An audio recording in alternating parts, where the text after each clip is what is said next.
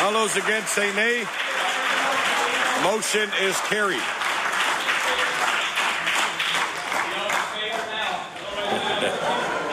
Orders of the day, oral questions put by members to ministers. The time now is 1:11. We will finish at 2:11. The Honourable Leader of the Official Opposition.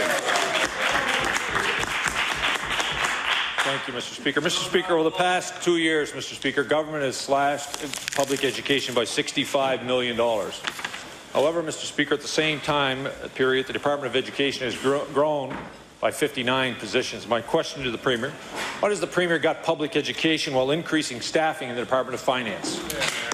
The Honourable the Premier.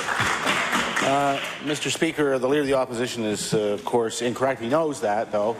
He knows that the positions in the Department of Finance were consolidation coming out of other departments, and that overall the number of FTEs in the public service, in fact, has declined over that period of time. Mr. Speaker, so the fact of the matter is that I think we are, of course, appropriately funding all the departments, and that includes education, and it includes, of course, the school boards for the work that they do. The Honourable Leader of the Official Opposition on his first supplementary. Mr. Speaker, I would agree with the Premier that he's appropriately staffing and funding the departments, meeting where the ministers sit, Mr. Speaker, but he's not appropriately staffing the classrooms across this province, Mr. Speaker, while the Department of Finance may have taken on more responsibilities, so perhaps they do deserve more money, more allocation in the budget. But, Mr. Speaker, teachers across this province have been asked to take on more responsibilities over the last 2 years. And, Mr. Speaker, at the same time, we're cutting $65 million of support for classroom teachers across this province. So my question to the Premier, if the Minister of Finance gets extra support when he takes on extra duties, why the double standard for teachers? Honourable the Premier. Mr. Speaker, the Leader of the Opposition would know that just yesterday the House was presented with a review of the Chignecto Regional School Board.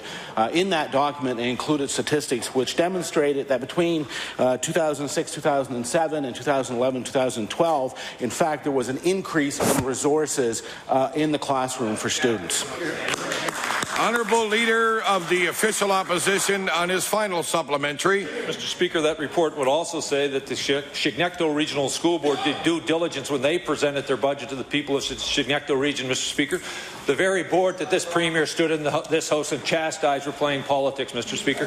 His own staff member went down there and verified the fact that they were not playing politics. They were doing what was in the best interest of their students, Mr. Speaker. And in that same report that he's talking about, Mr. Speaker, it identifies that this government does not fund special needs education in this province to the tune which we invest in it, Mr. Speaker, because school board members across this province recognize they need to put resources in classrooms to support teachers, unlike this government, Mr. Speaker. Mr. Speaker, while the Department of Finance has grown by 59 positions, the Department of Economic and Rural Development is up 65. Department of Energy is up 12, Mr. Speaker. Department of Justice is up 49. I think the members want me to start over again, Mr. Speaker. They're not keeping track. Mr. Speaker, well, let me add it up, Mr. Speaker. The government has added 675 positions since taking office. So my question to the Premier, why is the Premier asking schools to do more with less when he's giving his ministers more to do the same? Honourable the Premier. Mr. Speaker, no amount of trying to manipulate numbers will make what the Leader of the Opposition say is true. The fact of the matter is there are less members of the public service now than there were when we came to office. But I will table for the member opposite the review of the Chignecto Central Regional School Board that says that between 2006 and 2007 and 2011 and 2012, the number of students in that school board has gone down by 2,250, but the number of hours for EAs, Mr. Speaker, have gone up by 146. That's more resources in the classroom. The Honourable Leader of the Progressive Conservative Party. Thank you, Mr. Speaker. Mr. Speaker, as all Nova Scotians now know, last night at the 11th hour, after 172 beds had been closed at Capital Health, 430 surgeries cancelled, 2,000 outpatient appointments wiped out, 530 diagnostic tests put on hold, the government and the workers of Capital Health reached a tentative agreement. Nova Scotians were disappointed that for weeks the Premier allowed all of this to go on, and now they deserve how much this agreement is going to cost them. So my question to the Premier, will he commit to sharing with this House and all Nova Scotians the full cost of the agreement that was reached last night, including salary, benefits, other concessions, including any pension effects, by the time that agreement is ratified? Honourable the Premier. Mr. Speaker, of course, as the member opposite has indicated, there is a tentative agreement. That means that it will have to go to a vote for the union. So at this point, any discussion with respect to the financial impact for the province, or for that matter, the benefits which might accrue to the workers, is purely speculation. So there's no need to engage in that at this point.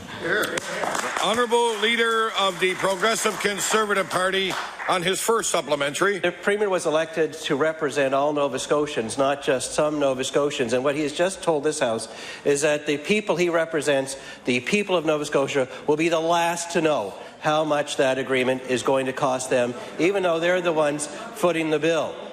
Mr. Speaker, Capital Health has budgeted for a 1% increase under the direction of the government, as all health authorities have.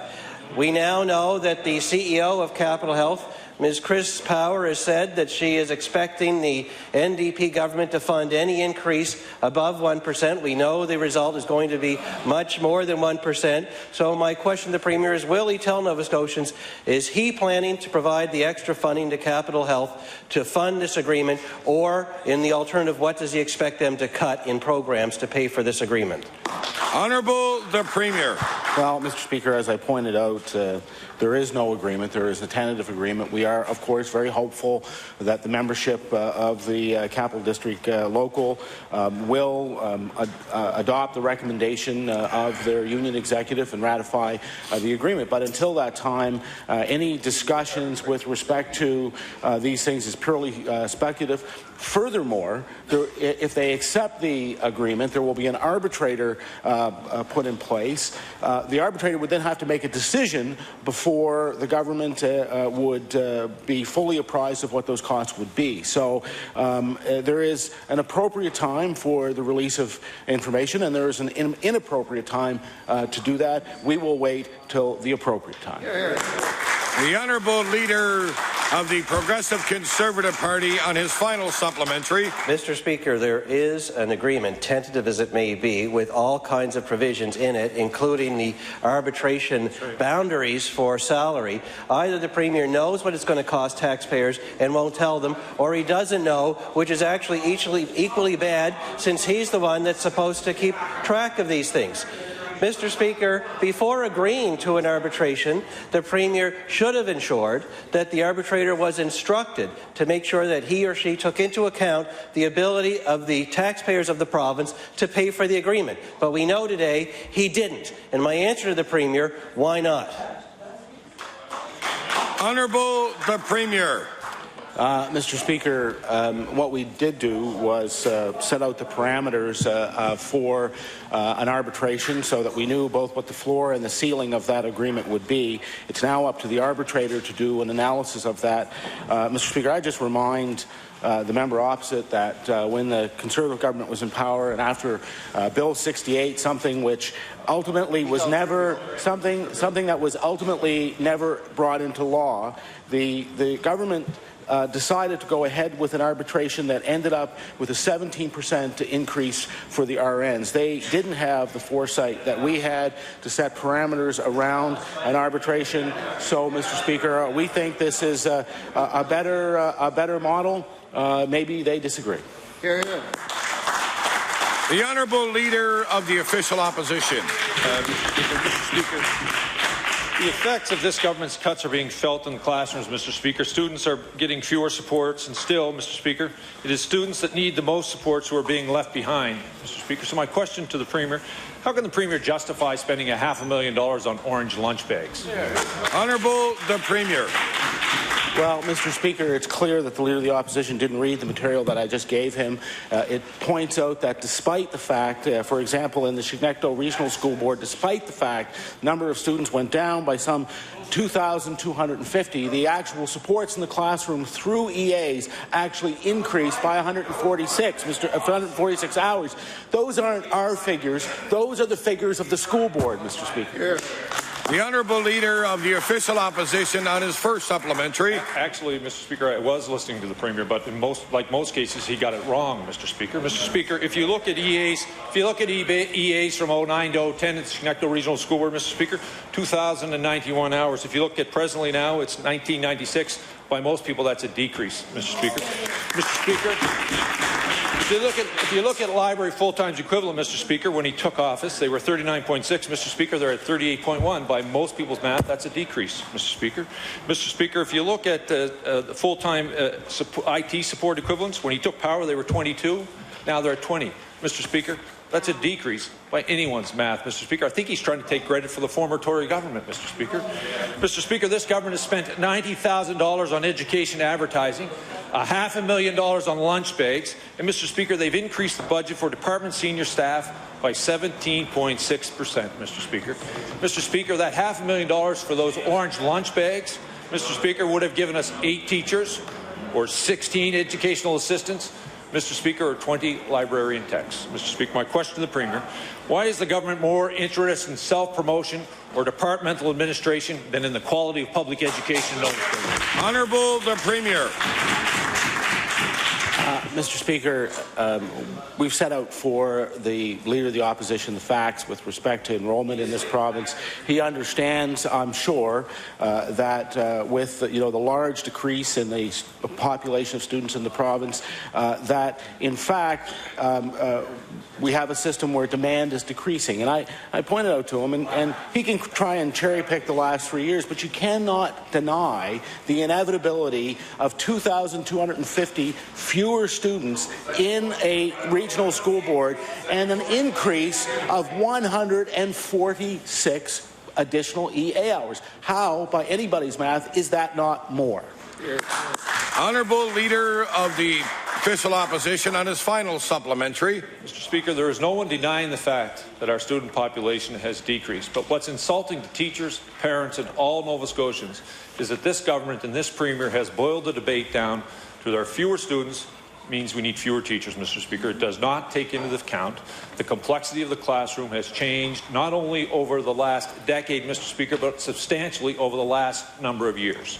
We're asking teachers, we're asking the system to do more with less, Mr. Speaker. It simply doesn't add up. Mr. Speaker, people across this province are more than willing to engage in a debate about public education, Mr. Speaker, but you cannot boil it down to a false debate about how many children we have and how many teachers we have. Mr. Speaker, we should be talking about what it is we expect from our system, what is that we want for our students in the years to come, Mr. Speaker, but not falling down this trap of saying there are fewer students when, in fact, we are not talking about the needs of our students and our children, Mr. Speaker. Mr. Speaker, my question to the Premier, will the Premier do the right thing and put students first and reverse these cuts to public education? Honourable the Premier. Mr. Speaker, increasing the number of E-hours do put more supports in the classroom. That's exactly what they do. Mr. Speaker, given even that there are 2,250 less students, there are only 10 less teachers, Mr. Speaker, meaning that there is more time for the teachers to give individual attention to the students, Mr. Speaker.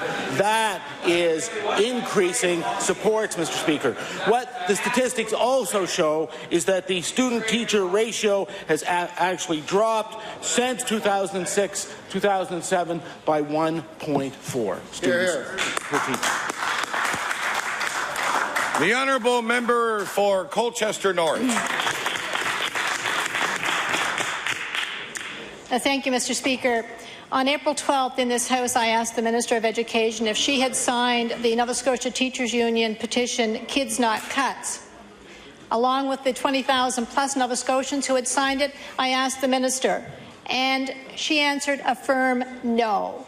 So my question to the Minister is this: can it be true that as Minister of Education, she did not sign that petition?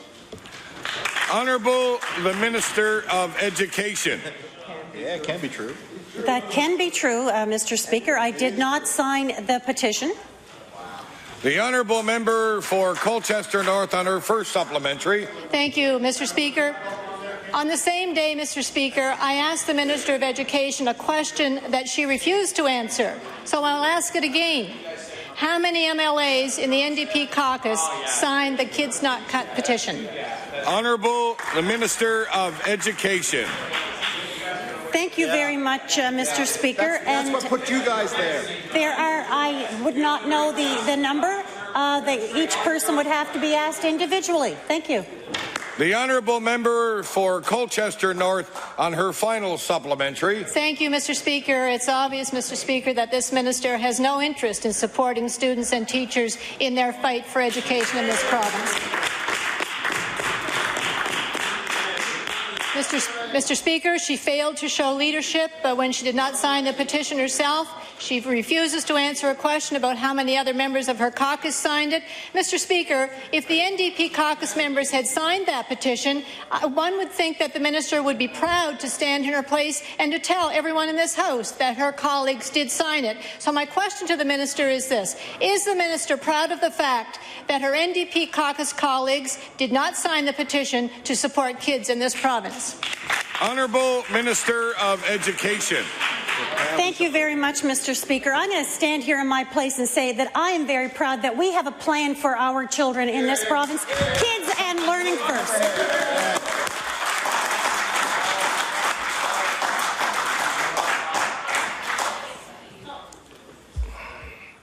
There you go, it's tabled.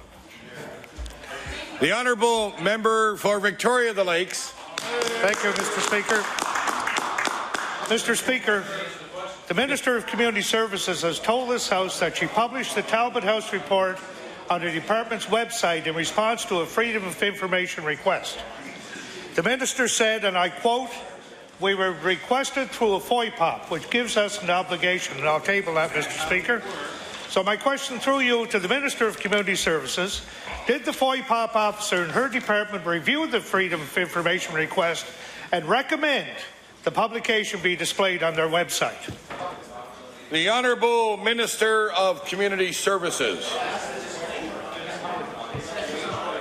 Mr. Speaker, as the member opposite knows, we did an organizational review, and in the past we've done organizational reviews and we have published them, and I did explain to him that we had a request and that we discussed the matter, and we felt because it's a public document and there was a request to see it that it would have been made public anyway, so we decided that we would put it on the website. The Honourable Member for Victoria Lakes on his first supplementary. Thank you, Mr. Speaker. You know, Mr. Speaker, the Minister is confused about FOIPOPs. Yep. Her statement that her department had an obligation is not true for two reasons.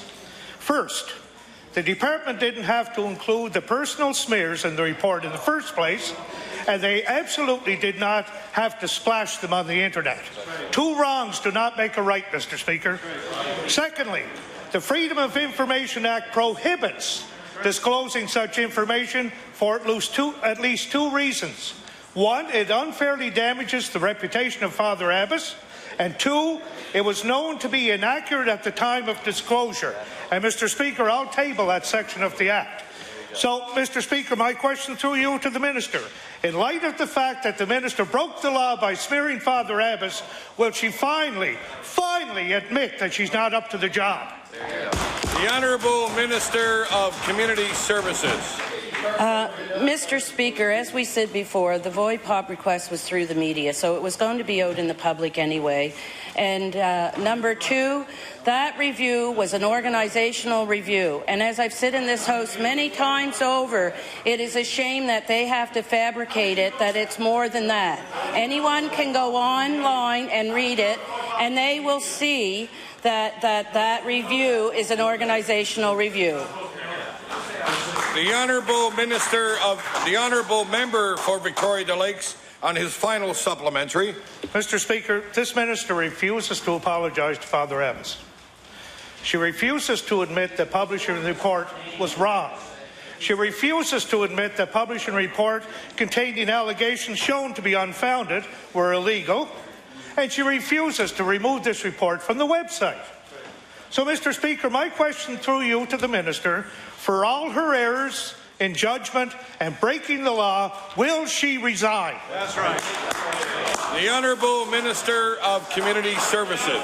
The old R word. There's the R word. Mr. Speaker, for doing a job for the people of Nova Scotia, my answer is no. The Honourable Member for Colchester North. Thank you, Mr. Speaker. When asked earlier to the Minister of Education how many students in our public school system had identified special needs, the Minister was unable to provide the answer. Yet the Minister talks about funding to support students with special needs. So my question to the Minister is this: how can you calculate appropriate funding to support students with special needs when you don't even know when the Minister does not even know how many students have special needs? The Honourable Minister of Education. Thank you very much, Mr. Speaker. The department met with each and every one of the school boards over a number of months. There were 24 different meetings that the department had, and the budget was based on the facts and figures that were provided from the school board. But I would like to add that it is very important that we do have data, and so with our program in school, we will be able to collect that data appropriately instead of having to wait for each school board to tabulate that, and it's been a little bit of an onerous task. We are moving forward and taking care of that situation. Thank you. The Honourable Member for Colchester North on her first supplementary. Thank you, Mr. Speaker. According to the Learning Disabilities Association of Nova Scotia, 1 in 10 have some form of learning disability. According to Autism Nova Scotia, the diagnosis for autism spectrum disorder grew in the past 20 years from 1 in 1,000 to 1 in 110. And still the Minister has not taken the time to learn how many students in our public school system have identified special needs. School boards know how many students have special needs. They provide that information to the Minister every year. So will the Minister go back to the department, do the math, and report back to this House how many students in our public schools have been identified as having special need? The Honourable Minister of Education. Thank you very much. As I said, that we are collecting the data now in a way that we have consistent information at the department. I would like to say that we recognize that there are increased costs with special education, and we took that into consideration, and we increased our funding for special education, and that funding is restricted funding going to our school boards. Thank you. The Honourable Member for Colchester North on her final supplementary. Well, thank you, Mr. Speaker. I don't think we need any sophisticated system in order to add up 8 sets of numbers and bring the total into this House. Within the funding allocation to school boards, there is targeted money to support students with special needs, and during the last 2 years, this targeted funding has fallen short of the dollars that school boards needed to meet the needs of their special needs students. In fact, school boards are topping this up with dollars where they have flexibility. Given that there is no mention of special needs in the speech from the throne, and that education is not one of the pillars around which priorities are set, we should not be surprised, Mr. Speaker. So my question to the Minister is this: when will the Minister acknowledge that the funding to support our students with special needs is completely inadequate? The Honourable Minister of Education. And then to the Conservative member. Thank you very much, Mr. Speaker. The funding that we have provided to the school boards is the appropriate amount for them to do the work that they're doing, and I would like to add that the teachers of this province are doing a very good job meeting all of the children in our schools that have special needs. Thank you. The Honourable Member for Argyll. Thank you, Mr. Speaker. You know, the Minister of Community Services has frightened both parents and private daycare owners in the province by giving inconsistent statements to the media and doing nothing to quell their suspicions that they may lose funding and put their businesses and good care for nearly 9,000 Nova Scotian children in jeopardy. She has simply told them they'll have to wait and see. My question, will the Minister admit that she's not up to the job and resign? The Honourable Minister of Community Services. Sounds like a Rodney McDonald. Absolutely not. The Honourable Member for Argyll on his first supplementary. The minister won't take responsibility for failing to call the daycare in East Preston to warn parents of the danger she was leaving their children in. She drove at least 2 families, Mr. Speaker, to yank their child from the daycare and scramble to find alternative arrangements because she let a disastrous situation go on for months, Mr. Speaker. She won't take responsibility for failing to recognize that the law had shortcomings and for leaving the strong impression through non-responsive and evasive answers that her action was related to protecting the government in a lawsuit. Mr. Speaker, will the minister admit that she's not up to the job and resign? The Honourable Minister of Community Services. Mr. Speaker. Judy, get the car out to the kids, Bryce. Order, please. The Honourable Minister of Community Services has the floor. Thank you. Mr. Speaker, as you know, I've related over and over the process that we followed. That was the process within our authority. We have explained to the members opposite the situation with the daycare was one that we had the authority to investigate a current issue that is under legislation that was developed in 1996, which was under their government also, and there is a protocol listing there that we have already given them.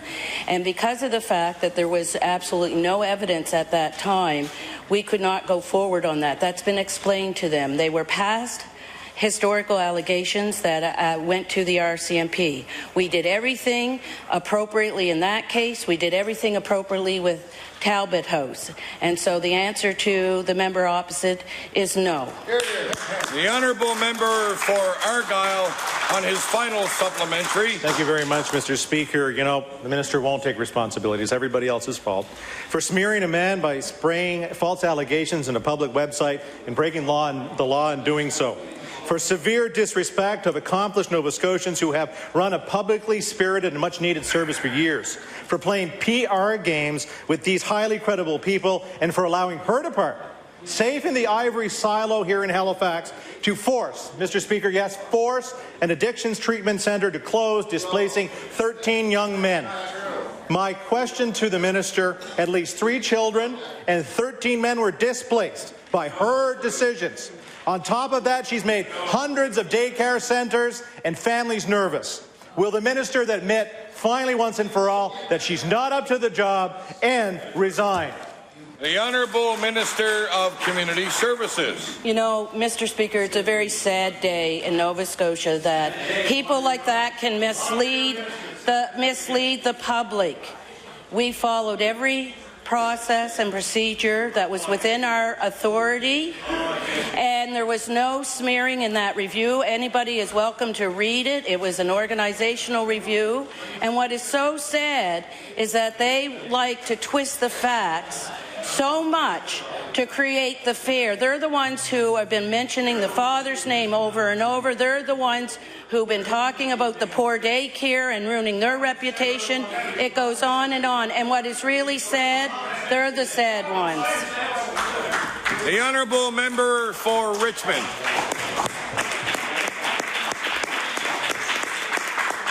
Mr. Speaker, the Strait Regional School Board has been forced by this NDP government to cut 30 school-based teaching positions as well as 18.5 full-time support positions for the next coming school year. This has become a yearly occurrence under this NDP government. On top of this, the Strait Board was forced to close 3 community schools due to NDP budget cuts.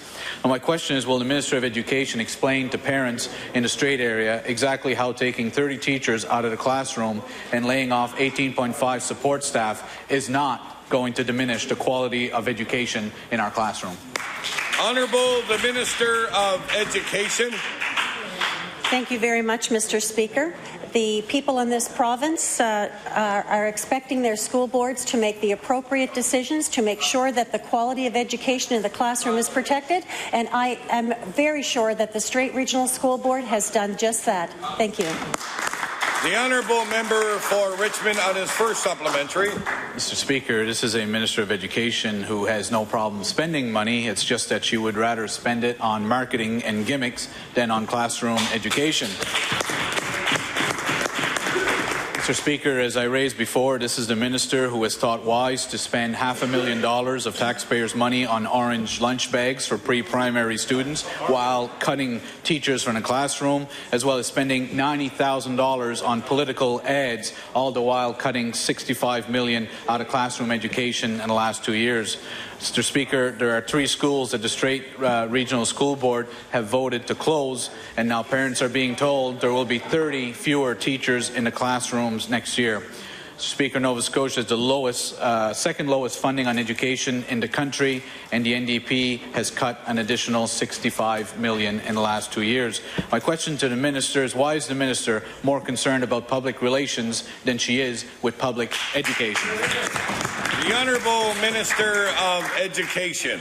Thank you very much, Mr. Speaker. We are investing in our children, and we have increased our funds per child in this province. I would like to add that the $500,000 for the resources, Play, Talk and Learn, are reaching out to every pre-primary student in this province with resources on reading and literacy.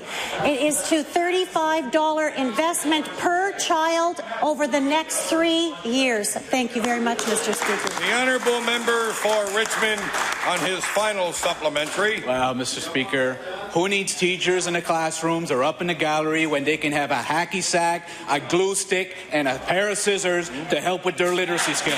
That is the message that we're getting from this government. Mr. Speaker, parents and teachers in the Strait Regional School Board are tired of seeing school closures, of teachers being cut, of staff being cut, of governments cutting money from the budget, $65 million over the last 2 years, and in return we get orange lunch bags sent home as a mockery from this government. Mr. Speaker, it's ironic the minister who spent thousands of dollars of taxpayers' money to run ads saying that schools are the heart of our community at the same time as she sits idly by and watches 3 community schools be closed in the Strait Regional School Board. Mr. Speaker, my question to the minister is, when will she stop spending hundreds of thousands on marketing gimmicks while classroom teachers and support staff are being cut? Honourable the Minister of Education. Thank you very much. I stand by making sure that we are investing in our students, and we're making sure that every pre-primary student in this province gets resources before they come to school, unlike the last government's education minister, who only gave out resources to some of the children in the province, some, not all. We are investing in every child over the next 3 years. Thank you very much. The honourable member for Argyll. Thank you very much. In the system, not taking it out. She wasn't taking $60 million out, she was putting it in. I can wait. Order. Thank you. I would like to recognize the honourable member for Argyll now has the floor. Thank you very much, Mr. Speaker. When ministers make mistakes, the citizens they serve expect them to step up and do the right thing. One of the greatest offences a minister can commit is the revelation of private or personal details surrounding an individual. In neighbouring New Brunswick, Justice Minister Bernard LeBlanc, apparently the Minister of Agriculture doesn't want to even listen here. In neighbouring New Brunswick, Justice Minister Bernard LeBlanc resigned from Cabinet in February 2010 over the improper release of a name in an email. At the time of the resignation, Mr. LeBlanc stated, and I quote, "I want to offer my sincerest apologies to the individual without reservation, to the individual and her family for this error." Mr. Speaker, my question through you is for the Premier. Does the Premier agree that Mr. LeBlanc did the right thing in offering his resignation after revealing such personal information? Honourable the Premier. Mr. Speaker, it's not hard to see where the question is going, and I have no idea whether or not the person in that province did the right thing. I don't know the details of the situation. What I do know is this: is that the Minister of Community Service did exactly the right thing.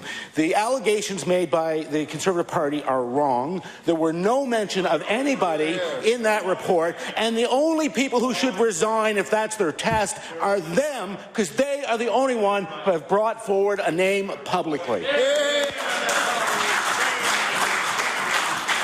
The honourable member for Argyll on his first supplementary. Thank you very much, Mr. Speaker. The precedent for a minister offering their resignation after sharing private or privileged information is one that has been established all over Canada. In BC, the Minister of State for Multiculturalism, Harry Bloy, resigned in March of 2012 after admitting he shared information he obtained as his role as a member of Cabinet with a third party. I wonder if the Minister of, or the Deputy Premier wants to speak, because he seems to be chattering an awful lot in this House of Assembly. At the time of his resigning, Mr. Bloy stated, and I quote, "I felt it important to accept responsibility for my actions in regard to sharing an email with a third party. It was my decision, and I accept that." I'll get to it, really. Yeah. In Ontario, the Health Minister, Evelyn Gigantes, offered her resignation after violating a cocaine addict's privacy in April of 1991. At the time of resigning, Ms. Gigantes said, and I quote, "I very much regret the mistake I made." Does the Premier agree that these individuals also did the right thing by resigning from Cabinet after sharing private information? Honourable the Premier. Mr. Speaker, again, I will reiterate, the only people to release private information in this House are members of the Conservative caucus. They are the ones, not the Minister of Community Services, who has released any information. There was an operational review. It is the Conservatives who have been trying to drag somebody through the mud. The honourable member for Argyll on his final supplementary. In October of 2005, New Brunswick's Family and Community Services Minister Tony Hutchins resigned from Cabinet after violating the province's privacy laws. And after resigning, Mr. Hutchins said, and I'll table that one as well, and the Premier can read it if he wants, "I deeply regret the situation." And he added in his resignation was, quote, "the best course of action at this time." Mr. Hutchins did the right thing. Does the Premier agree that Mr. Hutchins did the right thing and that his Minister of Community Services should resign right away? Honourable the Premier. Mr. Speaker, I don't know whether that person did the right thing or not. I do know that in the past in this House there was a Conservative Conservative minister who, in fact, I think was in the Community Services portfolio, who released information from a person's file, never resigned. Mr. Speaker, in this case, the only person who has slurred anyone have been the members of the Conservative Party who have been dragging somebody's name through the mud, not the Minister of Community Services. The honourable member for Kings West. Thank you, Mr. Speaker. Mr. Speaker, on April the 19th, the Annapolis Valley Regional School Board announced that they had to cut $3 million from its budget thanks to the NDP government. This translates to a reduction of 23 full-time teaching positions, 14 school library technicians, and 7 full-time teaching assistant positions. Mr. Speaker, Board Chair Lavinia Parry-Swicker has stated, and I quote, and I'll table, "Schools will feel the direct impact of the reductions." The Minister herself is a teacher, and she knows full well the critical role teachers, education assistants, and access to library services play in a student's success. My question for the Minister is: the Chair of Annapolis Valley Regional School Board wrong in saying that the Minister's cuts will have an impact on the classroom? Honourable the Minister of Education. As I have stated, school boards make the decisions to make sure that the child in the classroom and their quality education is protected. Thank you. The honourable member for Kings West on his first supplementary. Well, thank you, Mr. Speaker. There's proof enough that the Minister is out of touch with Nova Scotia classrooms and the diverse needs of our students. Perhaps if the minister took the opportunity to participate in the NSTU's Take Your MLA to School Day or face protesters outside her constituency office last Friday, she would have a better understanding of the real impact her cuts will have on the classroom. Mr. Speaker, parents are worried about their children's education. Boards are worried about being able to meet the needs of students while meeting cruel budget targets. Will the minister tell members of this House why she is buying $500,000 of lunch bags when students are losing support and schools are being cut to the core? The Honourable Minister of Education. Thank you very much, Mr. Speaker, and I would have very gladly met the people outside my office last Friday, but I was in the department working with the Canadian Space Agency around the program, and I made that very clear. Mr. Speaker, Mr. Speaker.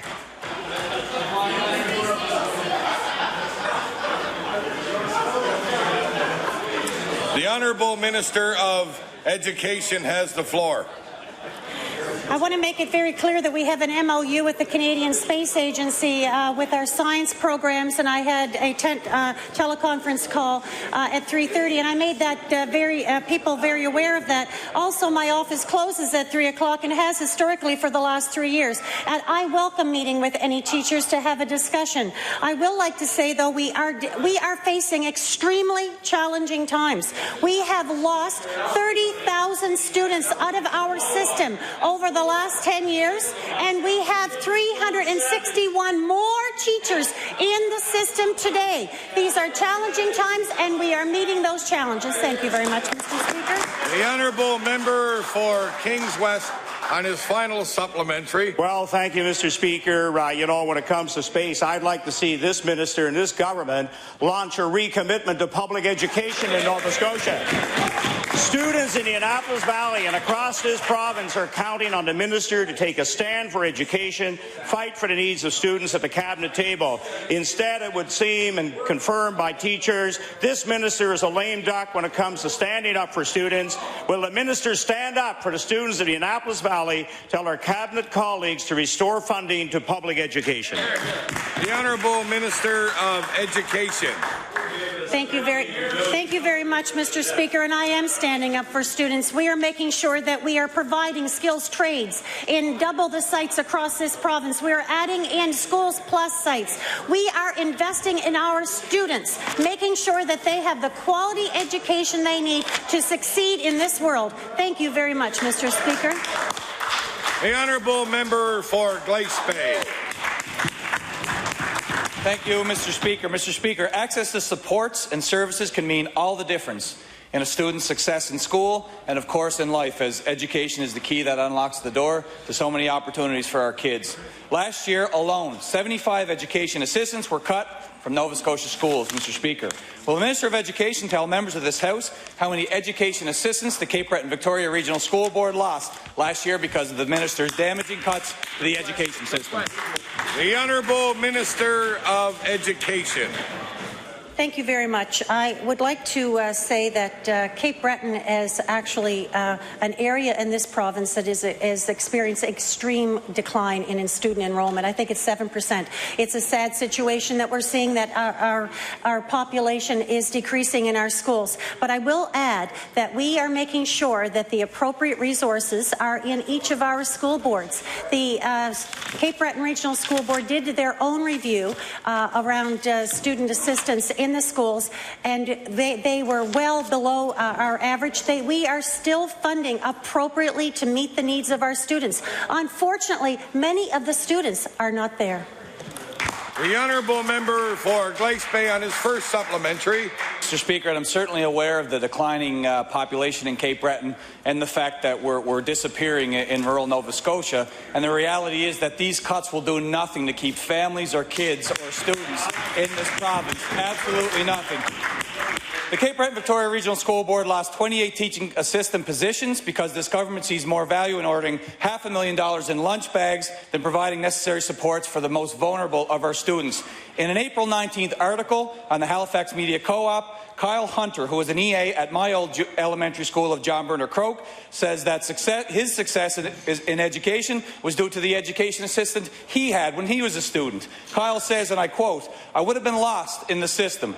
I could have been one of those people that quit school because I didn't have the support of teaching assistants. I never would have passed, Mr. Speaker." End quote. And I'll table that article for the House to read. It's called Education for Some, ? Mr. Speaker, will the Minister of Education stand in the House today and admit to those students who have lost their education assistance because of her cuts that instead of guaranteeing the supports those students need to succeed, she spent $90,000 on promotions and $500,000 on orange lunch bags? The Honourable Minister of Education. The most important person, thank you very much, Mr. Speaker. The most important person in the classroom working with our students is the teacher. The teacher makes sure that the children are receiving the supports they need through the IPP program. Thank you. The Honourable Member for Glace Bay on his final supplementary. I'm certainly well aware of the role that the teachers and the support services and the support staff have for the students in the classroom, Mr. Speaker.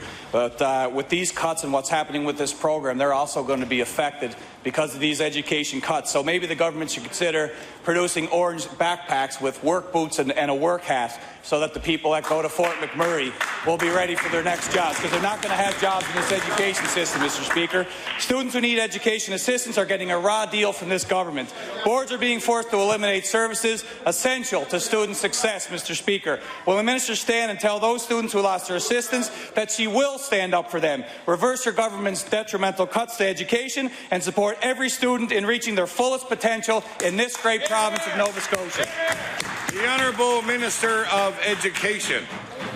Thank you very much, Mr. Speaker. We are providing the appropriate funding to the school board to make sure that the students' needs are met in the classroom. Thank you.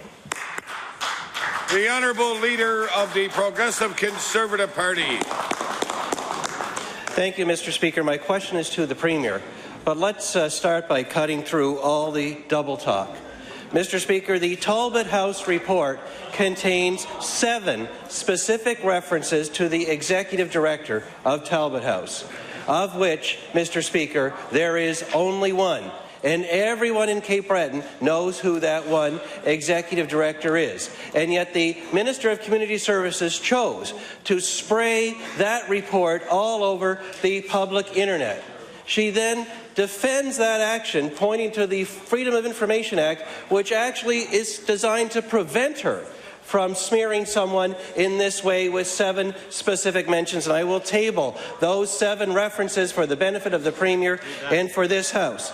The fact of the matter is, Mr. Speaker, this is a pattern of behaviour. She could have warned the daycare parents at East Preston and chose not to. She could have protected the reputation of the Executive Director of Talbot House and not only chose not to, but chose to spray it for the whole world to see, all over the public internet. She could have used the FOIPOP Act the way it's supposed to be, but chose not to. Mr. Speaker, that minister is responsible for her actions and the actions of her department, and yet she won't take that responsibility up. So I'm going to ask the Premier if he will fulfill his responsibility and replace that minister. Honourable the Premier. Mr. Speaker, on the very day that the department received the report that he refers to, the minister went to the RCMP, which was the appropriate protocol, fulfilling her responsibility. In, might I add, an excellent fashion.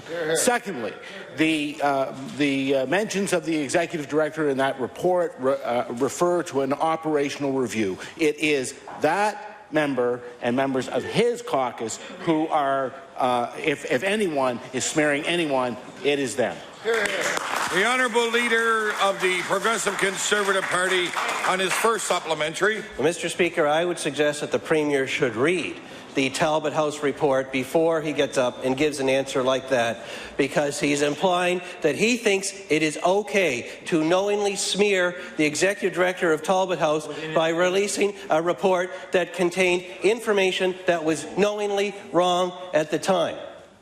Mr. Speaker, this is the House where Joseph Howe defended the concept of ministerial responsibility.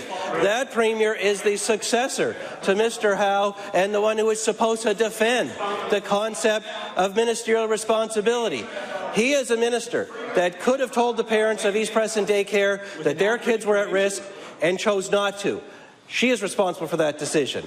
He is a minister that could have protected the reputation of the executive director of Talbot House and chose not to. She is responsible for that decision.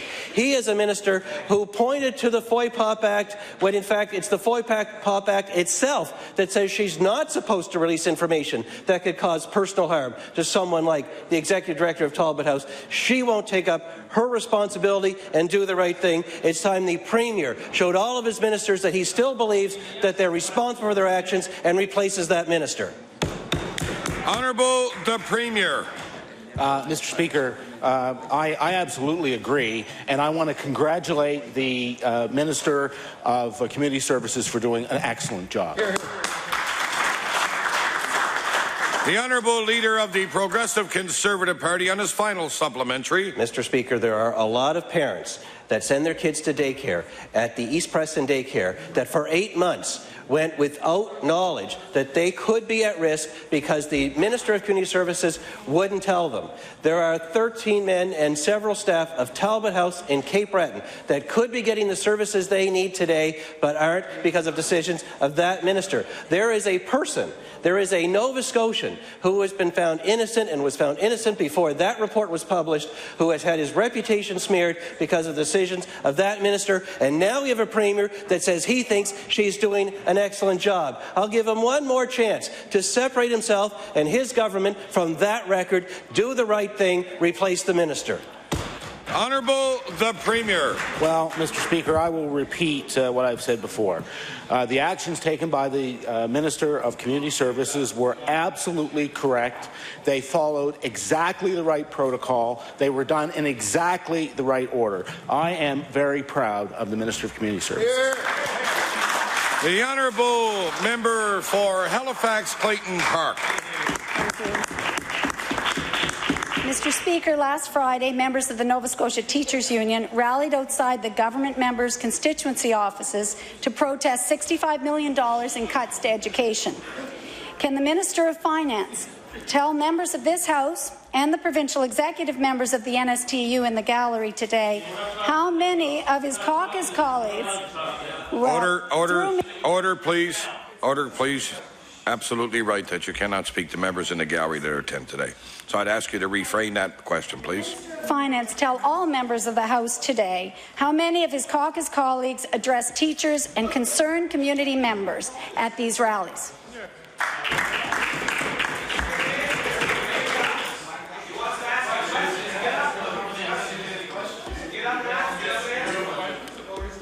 It's not within the minister's portfolio. So they want the question redirected to the Minister of Education. Correct. The Honourable Member for Halifax Clayton Park. Thank you. Well, we'll call that the preamble then. I'd like to table, if I could, some photos that came from those rallies held across the province from Teachers Union, and at the same time an email that came from the Minister of Finance directly to people from his community who had written him about coming to his office. I'd like to quote the Minister. He says that my constituency office is intended for constituency matters, and this is to people who live in his community and represent schools and concerns about education in his community. He goes on to suggest that trying to speak to your MLA is somehow a backdoor to government. Mr. Speaker, it's an insult to everybody. Mr. Speaker, teachers are in the legislature this afternoon. Get up and speak. That's fine. Okay.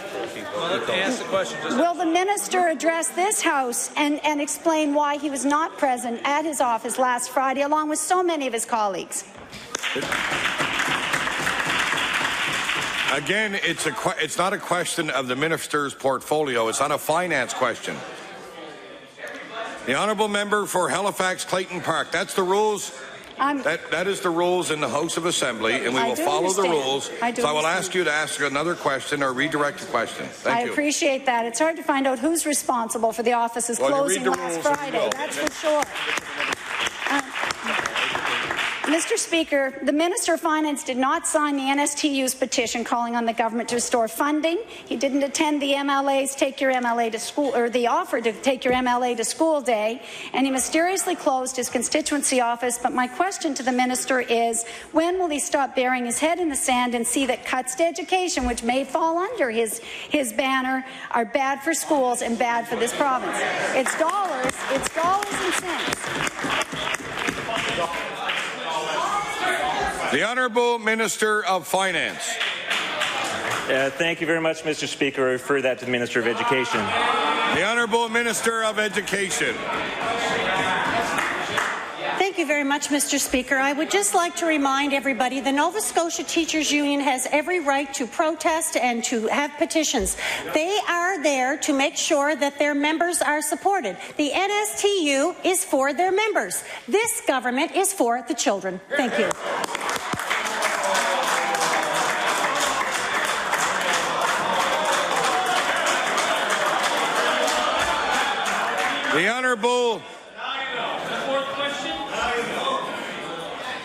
The Honourable Member for Inverness. Thank you, Mr. Speaker. My question is for the Premier. Mr. Speaker, I was very surprised to learn recently that home care hours have been decreased over the past few months.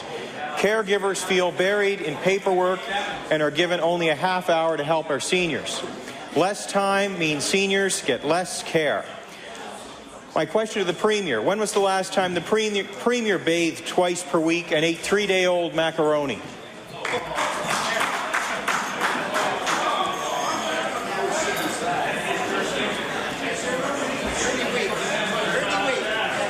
That is a personal question, not a question around the Premier's portfolio or his office. It's a personal question which is out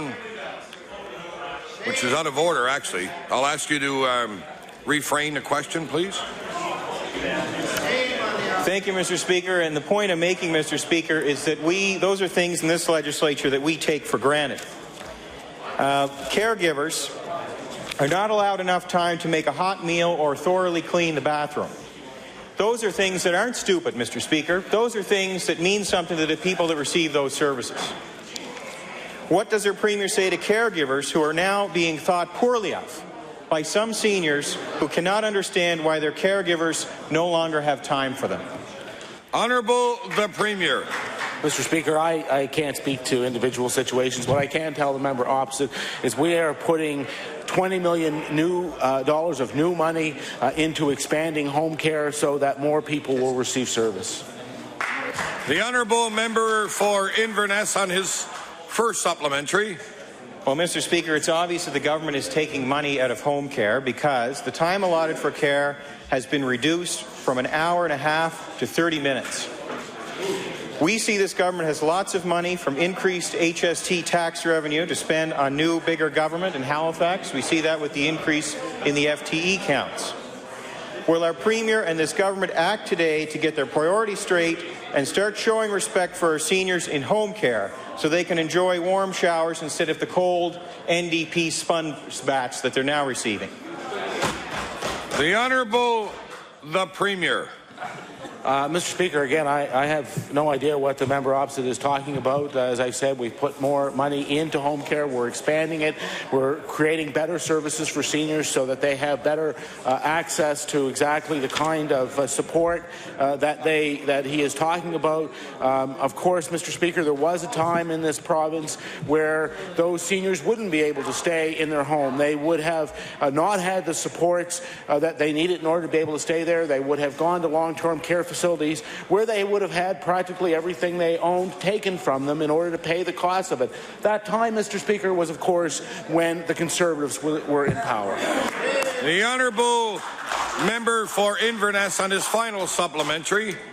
Well, Mr. Speaker, it's an interesting way to deflect things, but I'm going to table a document here. This is from the Cape Breton Post. It's dated March 27th, and the headline reads, "Home care policies changed without warning." And it says that new policies were implemented in October after being finalized by the Department of Health in June. So, Mr. Speaker, I'll ask one more time. Why doesn't the Premier get our priorities straight and look after our seniors by restoring the home care services they so rightly deserve? Honourable the Premier. Well, Mr. Speaker, I haven't seen the news report. I'll be happy to have a look at it, but what I can reiterate for the member opposite is that this is a government that's putting more money into home care, that is expanding that program, and is recognizing that because there is an expanding and aging population, that is the necessary focus of government's attention. The Minister of Health has done everything that she can within a restrained budget to be able to expand those kinds of supports. Is it everything that we would like to be able to do, Mr. Speaker, on behalf of the seniors in the province? No, it isn't. We would like to be able to do more, but we are doing what we can with the budget that we have. The honourable member for Yarmouth. Mr. Speaker, for the Minister of Education to stand in this House and say that teachers don't care about our kids is absolutely shameful, Mr. Speaker. There is no one that cares more about our children than our teachers, and it's because of this. But you know what? I'm not surprised that this minister shows such disdain for our teachers, because her cuts are taking them out of our classroom, Mr. Speaker, and that's also shameful. It's unbelievable how this government, who championed education in opposition, has so changed their tune now that they're in government. $65 million out of our classrooms, and we say we're putting kids in learning first. That's a joke, Mr. Speaker. And I am just so ashamed to sit here in this House and hear a minister attack our teaching professionals like she has today. And I think teachers deserve an apology, Mr. Speaker, and I expect to hear one right now. Thank you. The Honourable Minister of Education. Thank you very much, Mr. Speaker. This government has worked very clearly and very hard with the population of Nova Scotia around our Kids and Learning First plan. We have a plan. Order, please. Questions by members to ministers. The time has elapsed. I will now recognize the honourable member for Dartmouth East. Thank you, Mr. Speaker. Just on a point of order, earlier in the day... Order. Hold on. Order. I can't hear the member. The honourable member for Dartmouth East. Thank you, Mr. Speaker. Just on a point of order, earlier the member for Halifax Clayton Park had directed a question to the Minister of Finance on the area of education, and traditionally it's my understanding that the Minister of Finance, because his department sets the estimates for all other departments, questions can be asked because it falls under his portfolio. I think I will take that under advisement, and I will get back to the member at my earliest convenience. I will now recognize the Government House Leader. Thank you, Mr. Speaker. Mr. Speaker, I wish you to now leave the chair and the House resolve itself in the whole House and supply.